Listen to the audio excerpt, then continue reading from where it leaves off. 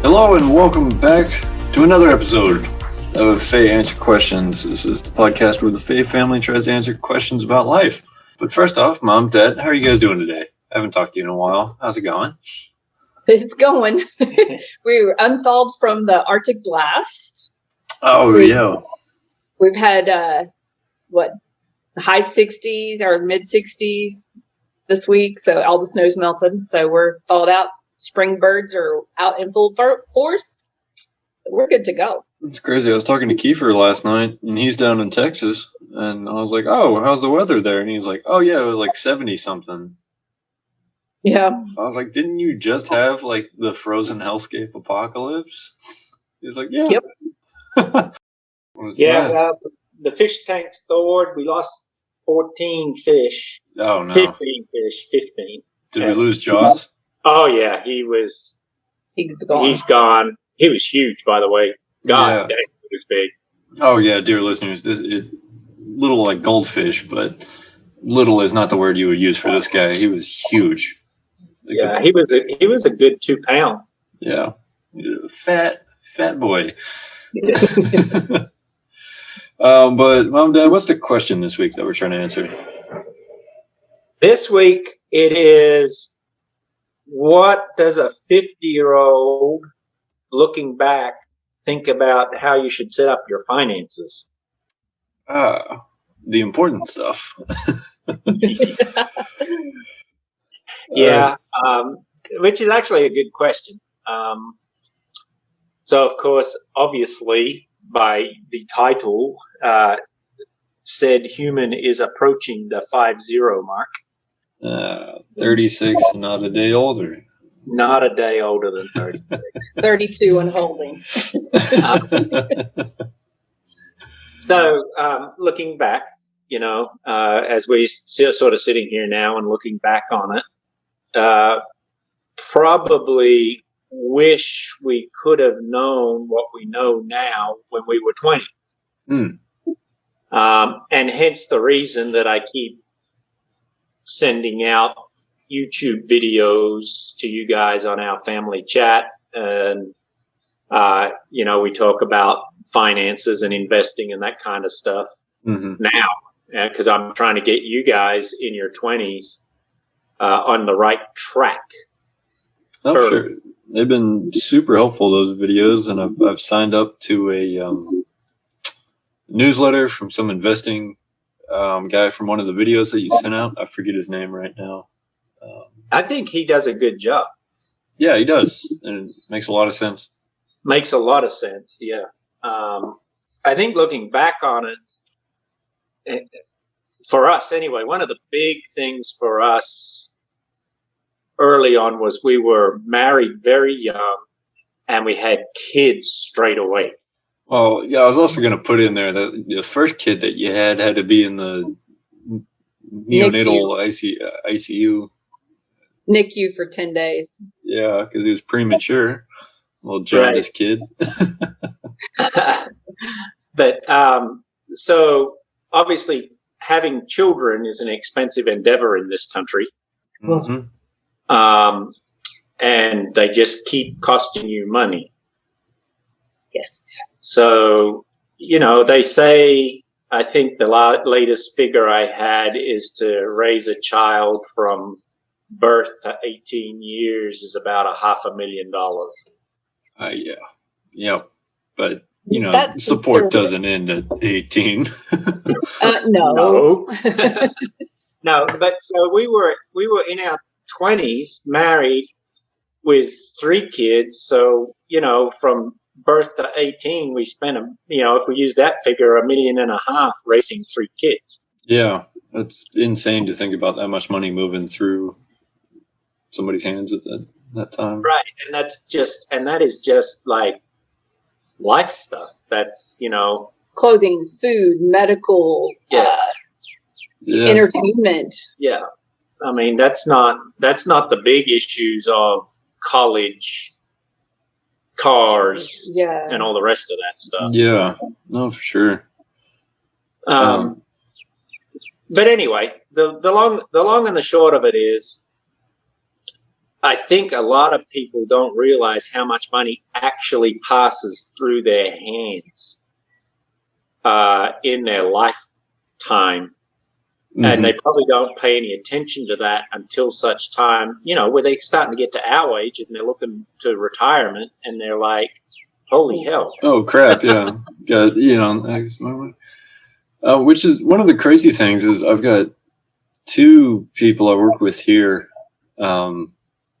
that I asked him, like one of them had car trouble recently and he had to buy a part for his car. And he was like, yeah, man, I don't have the money for it. I was like, how do you not have the money for it? Like, we just got paid, on the 15th. And, like, it's a decent paycheck. He's like, yeah, man, like, I don't have that money. And I asked him, I was like, where does all your money go? And he's like, well, I put, X amount into savings, X amount. And then he was listing off, like, all of his bills. It was like internet, phone, whatever, and then just so much was just spent on just like bullshit. Right. I couldn't comprehend it. I was like, how did you already spend like your whole paycheck? And people do. And people are living, they say people live paycheck to paycheck. That's not actually accurate. People in the United States really are probably 2 paychecks behind. Wow. And the reason is, which is what we've tried to drill into you guys in the last 5 years, is they go out and they buy crap they don't need. Mm-hmm. And they buy crap they don't need to impress people they don't like. Yeah, I never understood that. Well, and America has been geared as an instant gratification society. So you deserve it. That's the catchphrase for every ad that you see. You deserve this. And if you have this, your life is great.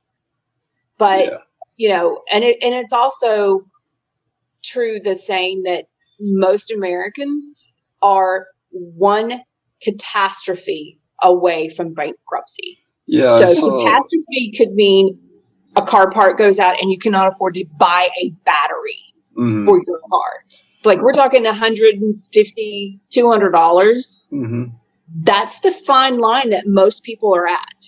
Yeah, I saw a figure or some information the other day. I'm not sure to the veracity of this, but it was like 47% of Americans don't have enough money to cover like a $500 emergency expense. No, that's probably true.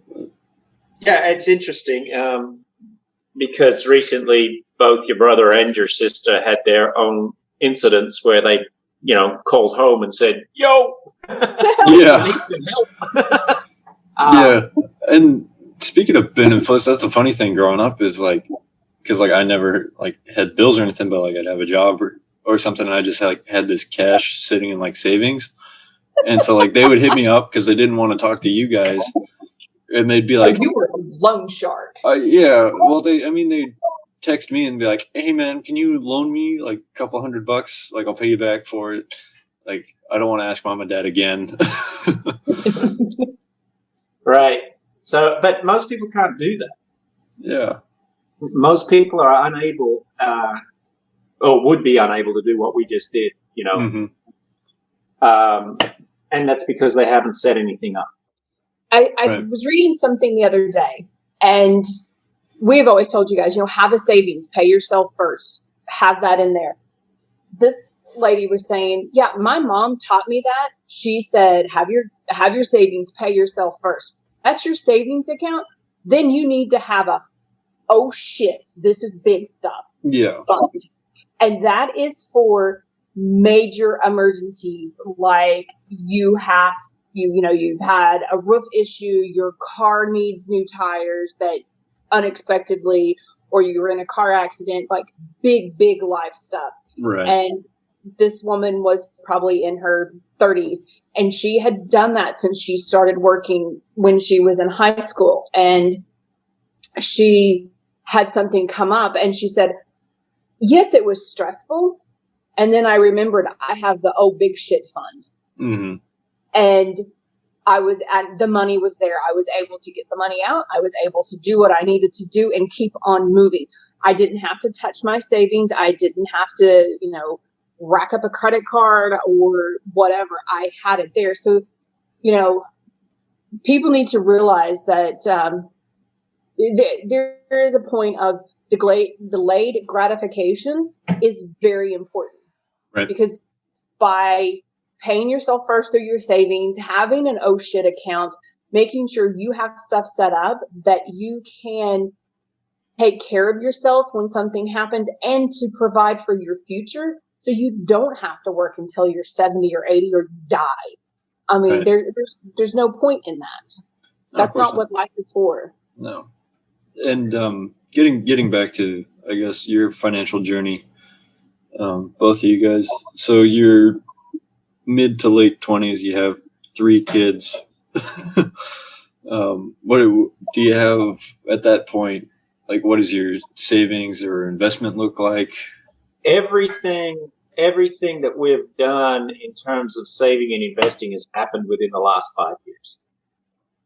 Oh, prior to that, we were a typical American couple that was paycheck to paycheck, raising kids, spending everything that came in the door, not necessarily on frivolous stuff per se. Like as you know, growing up, we didn't have a lot of, furniture, and we didn't have a lot of electronic devices and that kind of stuff. right. But, we drove nice cars. We had credit cards that we would use when we'd take you guys out to dinner, or we'd go out to eat or that. And so we had a bill from a credit card. We spent our money and we didn't really think about it. I tried saving stuff, but there was always, I would get so far and then something would happen. And it was like, okay, well, here's this that I'd saved up. So here we go. Yeah. So I think for us, we opened our eyes up probably, I'd say 5 years ago. Yeah. So that's pretty sad. You're talking in your 40s, you suddenly look around and go, holy crap, we've got nothing. And part of that is we looked at 2 couples that are older than us and in retirement. One couple were in their 70s. Their home was paid for. They had managed to save almost $1 million for retirement. Wow. And, so they, combine that with your like Social Security or pension or whatever, and then they had their money for retirement as well. So they had a good, they've got a good retirement. Mm-hmm. And they spent a lot of time getting things in order. You got another couple that's in their 70s, relying on Social Security. Their place is not paid for, and every other year they're refinancing it to pull out whatever equity they might have in it just to survive. So you've got a couple that's in their 70s that's $200,000+ in debt still. And I don't know how you pay a mortgage that's roughly $1,000, $1,200 a month on Social Security. It seems impossible. So that's what opened our eyes, was we were looking at these 2 couples and we're like, well, we don't want to be like that couple. Yeah, couple B. We want to be like this other couple. Yeah. So I think looking back from my age, and if I was going to start again, let's say I could go back and be 20 again, and I could keep all the knowledge I had in my head. Mm-hmm. The first thing I'd recommend is that there is a book out there. The book is called Your Money or Your Life. Okay. And it's not only a guide, it is a workbook. It's got tasks in it that you should do. And for instance, the first thing they ask you to do is to figure out your net worth. what you're actually worth. And a lot of people, when they go and figure out how much they owe against how much they've got, have a negative figure. Oh, okay. Yeah. So net worth is totaling up all of your debts and all of your assets. Right. And figuring out if I sold my house, I'd get what for it, and I owe what on it. If I sold my car, I'd get what for it, and I owe what on it. And then all your credit card. Yeah. Anyway. But there's all these things that they lead you through. And it's a really, really good book because it really makes you take stock and go, holy hell. Mm-hmm. Because I think the one thing, we have all heard this saying, time is money. Right. Yeah. Or money equals time. You know, this book lets you know, no, money equals life energy. You're wasting your life trying to make money. And if you can get some stuff in a row, you will have more life energy to spend on the things you want to do. It's very interesting because it takes it from a oh yeah, time is money perspective to I'm actually wasting my life trying to earn this money that I never seem to have. And so your whole life has been geared, particularly in the Western world, to working for 45 years. And then when you retire, you get to do what you want to do. People now, particularly like with the FIRE movement, financial independence, retire early, that movement, and there's a couple of, the minimalist movement and those kind of things, they're coming to the realization you don't have to work for 45 years. You can retire earlier if you just do some basic things, such as stop buying crap you don't need to impress people you don't like. Right. Live below your means.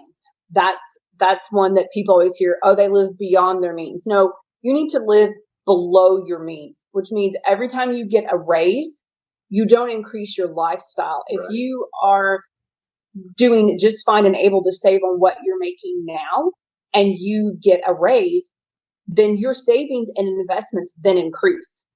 Right. Your output of what you need to live shouldn't increase except for the cost of living, just that little bit that it goes up. Try not to do a credit card. You really don't need it. If you have cash, why do you need a credit card? Right. And most places, if you have cash, you can negotiate for a cash discount. So far in my life, I haven't needed a credit card yet. No, and we've spoken before. Warren Buffett, Mark Cuban, those billionaires, they don't believe in credit cards. They don't have a credit card. Yeah. So, I mean, if a billionaire is telling you don't need one, then you probably don't need one. Fair enough. Two questions. Sure. Do you remember who wrote that book? I know where it is. You got it? Mom's gonna run and get it because I will tell you who wrote it. Okay. I just didn't know. It didn't sound like Robert Kiyosaki. No. But now his books, Rich Dad, Poor Dad, The Cash Flow Quadrant, those books, everyone should read those books. Everyone should read those books. Right. And it's not just reading it, it's understanding what he's actually saying, because a bunch of people have read it, but don't understand what he means. And so they haven't changed their financial outlook. Your Money or Your Life was written by Joe Dominguez and Vicki Robin. Joe Dominguez. Okay. Yep. And Vicki Robin. And it was written back in the 70s. Wow. And it's still applicable today. But I guess going off what Mum said, and going off looking back on our financial life, we should have started saving way earlier than we did. Putting that, and I'll tell you right now, you will not save for retirement and retire with a lot of money if you're only saving 10%. Absolutely impossible. Right. You need to figure out a lifestyle where you can save at least 25% of your income. Right. Yeah. Go ahead. I was going to say, I'll put this out there because Mom and Dad, you guys opened my mail that I still have going to the house. And one of those things was my retirement account. And you guys saw how much I have in there. Because I know in the first year of this new job that I have, I didn't have any bills really. So I maxed out my contribution to my retirement, which was like 60% of my paycheck. Which is probably stupid, but no, and that's the thing. If you go onto YouTube or even the internet and do a quick search on if a 20-year-old puts $5,000 into a retirement account, right? Yeah. And never contributes to that again, how much it'll grow just purely by compound interest. Yeah.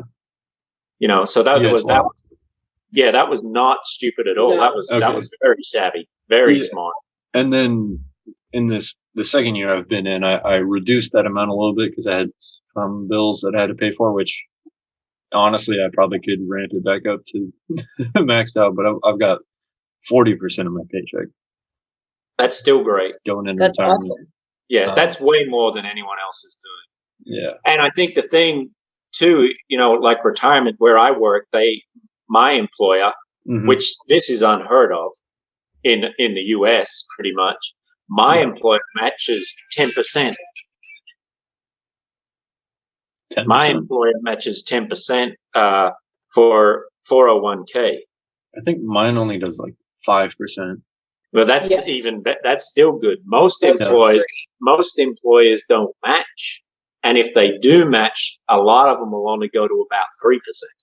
Like my work just now brought in this year a 401k. Everybody was excited about it until the presentation at our semi-annual meeting, and it's employee only contributed. There's no employer match.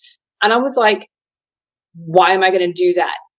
If I because I can put in so much a year, and if I max that out, I can take that money and put it into some other stuff that we have going on, which will make more money. Right. Whereas putting it in there, it's not really doing what I need it to do for our situation. And I'm like, that's great. It's pre-tax money, whatever, but it's not working hard for me the way I need it to if we continue doing what we're doing. It's a better option not to do it. So I'm opting out of it. Right. One of the other things is, health savings account. Yeah, I remember you talking about this in the last season, but that's another way to maximize your money is if your employer offers a health savings account or an insurance plan that has a health savings account, not a flexible spending account. You want a health savings account, like Dad's employer matches that. They put so much in, and then he can max it out at $7,000 a year to put in there. So we're doing that. When it gets to that point, there's a lot of different things you can do with that and still maintain it as a health savings account, but you can use it as an investment to help grow that. And you can use that later in life for medical expenses, which is great. I think the thing about financial stuff, everyone's different. They got to make their own personal decisions when it comes to their finances. Right. But at some point in your life, you're going to pay the piper. Yeah. So either you're going to live life and have a great life when you're young and travel everywhere and spend every dime you get and go out and party hard or do whatever you want to do. And then when you get to retirement, you're not going to have anything. Yeah. And you're going to be reliant on either your kids or the government to take care of you. And if someone your age, I don't think Social Security is going to be around. No, it seems like it's coming to an end right now. I think they're going to end it. And so they will force you to save for retirement. Yeah. You know, and we've got people where I work where we have we have to put in 4% of our paycheck to retirement. It's mandatory. But you know, 4% of some of these people's paychecks is not a lot of money every year. No, for sure. You're talking like $1,200. Mm-hmm. You know? So if you're saving $1,200 a year, you're not going to have it anywhere near enough to retire on. Not at all. So you can do that. You can do that scenario, and then when you get to retirement, it's when you're going to pay the piper. Mm-hmm. Or you can suck it up and live below your means right now in your 20s and your 30s, and stack, like you were saying, 40% of your income into a retirement vehicle. And then by the time you hit your 40s and into your 50s, you'll look back and go, if I wanted to, I could retire now, because you'll have $2 or $3 million in retirement. Yeah. And there was someone at my work, he moved positions recently, so he's no longer there. But he was telling us that for the whole time that he was in the job, like 20 some odd years, he maxed out his retirement contribution every single year. Right. And he was telling me, like, he's retiring over $5 million or something. And he's only, and like, that's where he's at now. And he's only like 40 something. Right. And the thing about wow. And the thing about that is, yeah, you go, oh, 4 million or 5 million, that's great. Here's what people need to understand. You never touch the principal. Right. You only touch the interest. And you want that interest to be making 7 to 10, 12%, but you're only taking 4 right. of the interest. So your will continue to grow every year. Yeah. I think now, in this day and age, particularly with, you know, the internet and sites like YouTube and that kind of stuff, resources, I wouldn't say are more available, because we had plenty of resources when we were growing up. They're easier to access. Like, you don't have to get in your vehicle, drive to Barnes and Noble or the library or wherever you go to get a book to read it. Yeah. Now you can just you can keep replaying those things, you know.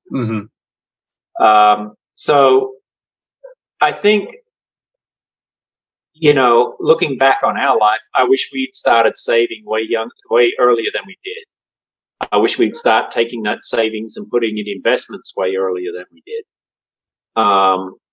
I wish that we had not moved around as much as we did.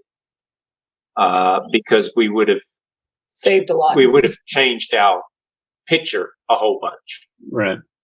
I mean, we had a bunch of great experiences, you know, living in different countries and traveling to different countries, and all that sort of stuff was great. But for our financial health in retirement, not so good. But I mean, and we'll be all right. I mean, I'm not going to cry a river over it. We'll be perfectly okay. But here's the thing also, it doesn't matter what age you are. So if you're young in your 20s listening, or you're older, it's never too late to start that journey. Right. So you have to make those decisions as to what's important for you. Where can I cut stuff?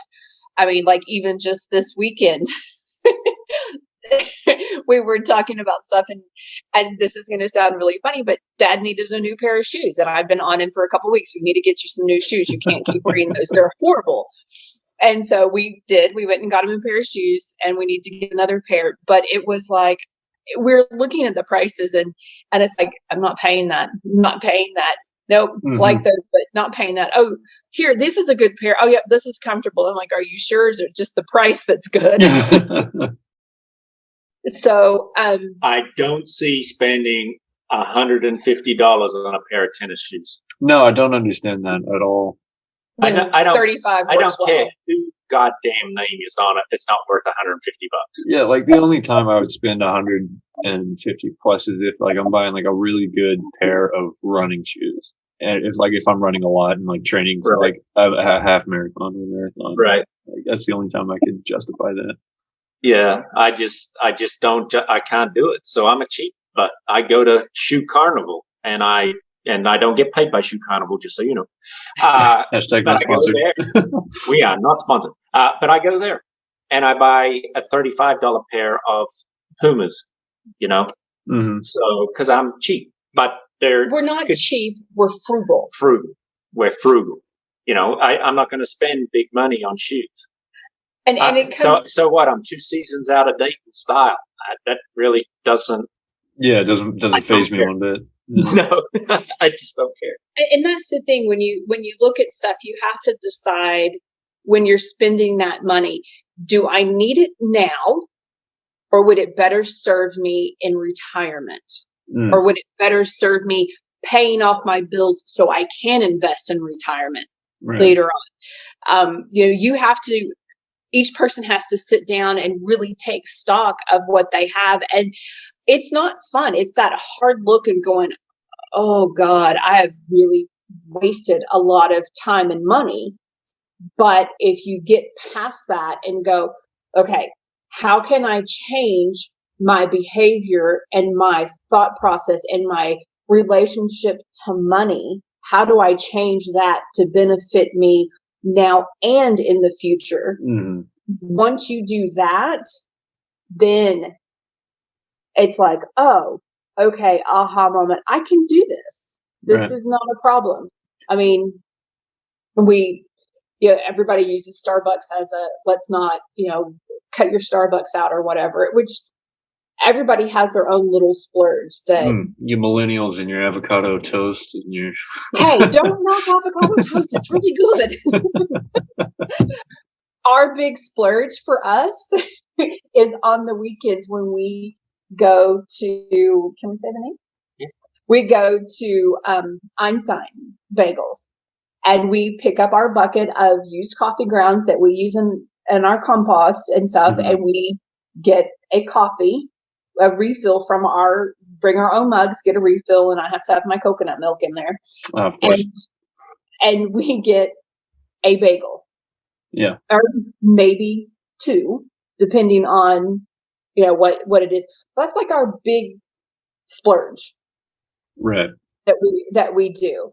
Our other big splurge is we buy a couple 6-packs of. I was about to say your sparkling mineral water. Yeah, our sparkling mineral water, which we have one a day, plus all the other water we drink. Like, that's our little splurge, and I'm like, yeah, if we cut that out, we could save $20, $30 maybe. I mean, you know what they say, hydrate or dihydrate, so. Right. We choose to hydrate. Anyway, I think looking back, just to give people sort of somewhere to go, because this is not about, I'm not going to tell you how to set your finances up. That's going to have to be your decision. All right? Right. I would grab Your Money or Your Life, and I would read it. I would follow the steps. Yeah. And go from there. Did you guys sit down and do an Excel spreadsheet and figure out all your ins and outs and that sort of thing? Did you use? Yeah. We did. I sat down, and I've still got a bunch of stuff on the computer that I've done, that I've kept, just so we can see where we're going. You've got to have a map or you'll never get there. Right. The other thing I would recommend is there is a YouTube channel that we have mentioned a lot, and we keep up with them and what they're doing, and it's called Our Rich Journey. A couple called Aman and Christine, and they retired in their 40s to Portugal with $2 million in the bank. Ooh. And 2 teenagers. And 2 teenage girls. So They've got a wealth of information on their YouTube channel. Their videos are very well done. It's worth going and watching their channel.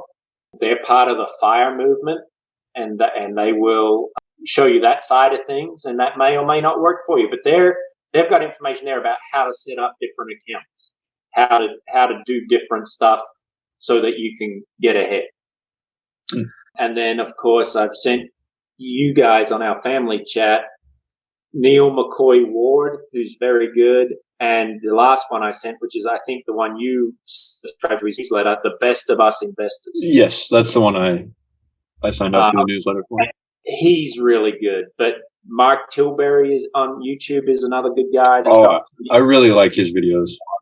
Mark Tilbury's really good. Yeah. Stock Mo is another guy, but he's all about investing and buying stocks and going into the stock market. So, Let's Talk Money with Joseph Hogue.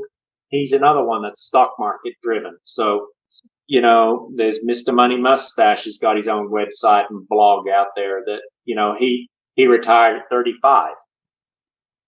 There's some resources right there that if you'll read the book I recommend and then pick just one of those YouTube channels. Right. And listen to it and understand it and follow it as best you can to suit your life. You won't be in a financial picture of when you get to 45 going, holy hell, we've got a very short time to do something for retirement. Right. I do want to say one thing. Everybody's financial journey is different. Everybody's viewpoints are different, which makes the world an interesting place. So if we're talking about the FIRE movement, which, that works for us, that resonates with us, maybe your journey is somebody else's and that resonates with you. It's not that one is better than the other. So there's no need to poo-poo the one or the other. It's what works for you. In the end, it's all trying to get you to the same point of being financially independent and being able to take care of yourself now, in the future, whatever. And FIRE gives you that opportunity to retire early if you want. Retire meaning you don't have to work for the man. You can work for you. You have the funds that you can then pursue your passions and make that a career, but it doesn't matter how much you're making or not making, because that's not what you're solely dependent on to live. Right. So, everybody's situation is different and doesn't mean your way of doing it is correct and the only way to do it or somebody else's. So, be gracious, listen to people, be open-minded. You're going to learn more. The more you take in, the more you research stuff, you have more information, which is great, but you do have to do something with that information. You can't just sit on it and be immobilized because of information overload and not knowing what to do. You have to take that first step. You have to assess your financial situation, find a system that works for you, and work it. Do we have anything else to say about finances? And please start early. Yeah, please start now. Early. The earlier you start, the better off you are. And it's never too late. It is never too late to make a change. And if you're in your late 30s, early 40s listening and you're going, oh my gosh, what do I need to do? Take stock of what you have in your house. This sounds really crazy, but look around and go, do I really need that? Do I really use that? Can I put that on Poshmark and sell it? Can I put that on eBay and sell it? You have money sitting in your home. Right. Wrapped up in your stuff to impress nobody. So impress yourself by putting that money to work for you. Yeah, and this is not saying sit in your living room with a lawn chair and a TV sitting on a pile of books. We did that. We did outdoor furniture inside for a while. I mean, it was just like whatever. We did, and I think the dog used it more than anybody else. But that's pretty much why we did it. But you make those choices and you do what you need. And for us, as you guys left the house, we didn't need a huge amount of furniture. Oh, you guys downsized. While things were, getting to that point, they probably needed to be replaced. We did that hard look of like, well, did we really use it? Do we really need it? Can we just have a couple chairs? Mm-hmm. And, the nice outdoor furniture, bring that into the dog can destroy that and not the good chairs. Right. Which is what we did for a while. Mm-hmm. You just look for ways to make it work for you. Yeah, I think for me, the thing that resonates most is more like the minimalist stuff. Because like I don't enjoy spending money. Mm-mm. I've always hated it. But I think the older your dad and I get, the more the minimalist lifestyle totally appeals to us, and the self-sufficiency lifestyle. I mean, we have 3 greenhouses in the backyard, and we have compost, and we grow our own food, and we're, as we like to say, we're the good life, self-sufficiency in Survington. And if our British comedy people from the 70s will understand what that is. Yeah, that's a really funny show. But we just look for stuff, and we look at, well, there's this, but can we repurpose it for something else? Do I need to buy something that is specifically labeled for this, or can I use what I have here? Yeah. So we've done a lot of that with our aquaponics, with our cracky method bucket stuff. We just look at different things a different way to make it work. And, so we have a drainage issue in the backyard. Can we put in our own version of weeping weirs? Well, yes, we have a ton of monkey grass. We don't like where it is. Let's move it. Right. And, just little things like that to help until we decide we want to spend the money to, if it's going to make a difference or not. And that's our big thing for us, is we look at, if I spend X amount of money, is it going to get me where I need to be? Right. And so when it comes to spending money, is that going to get me to the islands? Is that going to get me to the boat? Mm-hmm. No. Well, it will be useful for that. Will this item last until we retire and still be good when we get there? Well, no. Well, then let's do this instead. It's making those hard choices. Yeah, I get you. Which become less and less. And in doing this, we're not saying don't have fun. There's so many ways to have fun with spending little to no money, which that in and of itself is fun to do, to see if you can manage to make it a week without spending, extra that wasn't in the budget, or can you whatever, or finding things to do that don't cost you. That are dual purpose, exercise and fun, type of thing. For sure. Did you say you had another question? I did at one point. I forgot what it was. Sorry, I talked too much. No, you're all good. But I think that about wraps it up for today and this week. Hopefully you guys out there got some good information. Feel free to send us questions. I always put the email in the description down below, so do feel free to reach out if you have anything you want to ask us. Send questions. Send comments. Hit subscribe, hit notifications. Yeah, please do send questions, because we may or may not have started season 2 without a full list of questions. We're winging it as usual. Yeah. But once again, thank you so much for listening to everybody out there. Hope you enjoyed. We'll see you guys again next week. Bye. Bye. Have a great life. Bye. Or a great week.